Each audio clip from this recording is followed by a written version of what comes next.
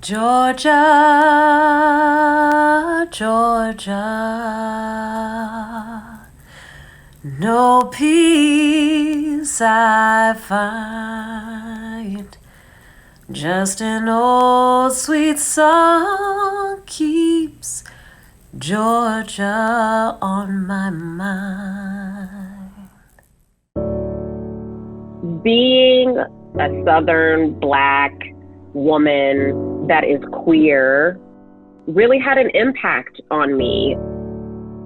I was really clear that I wanted to be a lawyer. I wanted to be a defender of poor people, of brown people, of immigrants.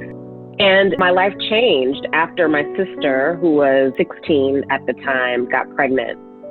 I watched her navigate judgment and ridicule, and she was challenged every step of the way. That sent me on a different journey. I was like, there are things that are wrong in this country. There are things that are wrong in this world, and I need a way to make a difference.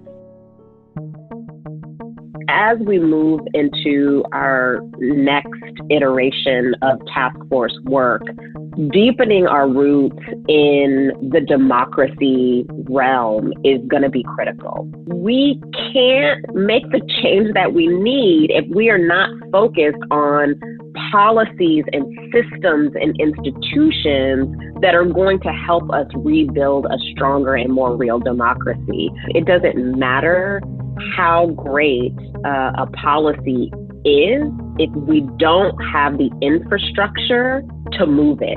From the streets to the Supreme Court, from the halls of Congress and state houses to partnering with organizations across the country, Johnson will lead and leverage our LGBTQ+ power to rebuild our democracy, combat discrimination in all forms, and ensure economic stability and equity for all. It is becoming more and more imperative that LGBTQIA+ folks are represented across movements, across issues, across sectors, to be folks in the room who are holding movements and organizations accountable to asking the question and coming up with the solutions to those. We as queer people, unfortunately, are carrying the burden of disenfranchisement and oppression, health disparities in ways that are killing us. I think we have to be really mindful about what it means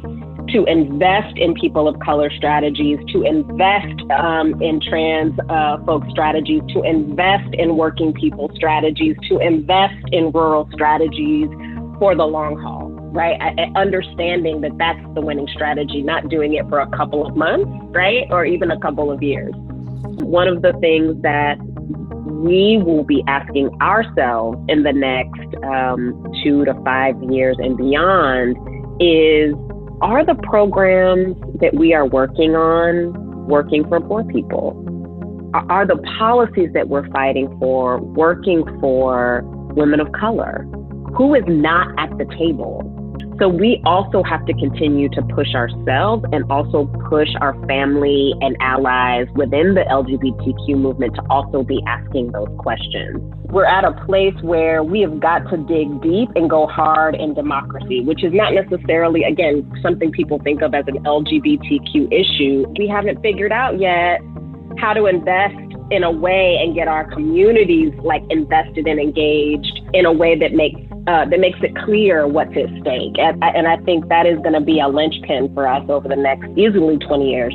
We welcome Kiera and hope you will join us in welcoming her leadership and join us in the fight. The task force is on a journey, much like each and every one of you is on a journey. We are pushing ourselves to do and be better, and we invite you to be a part of it.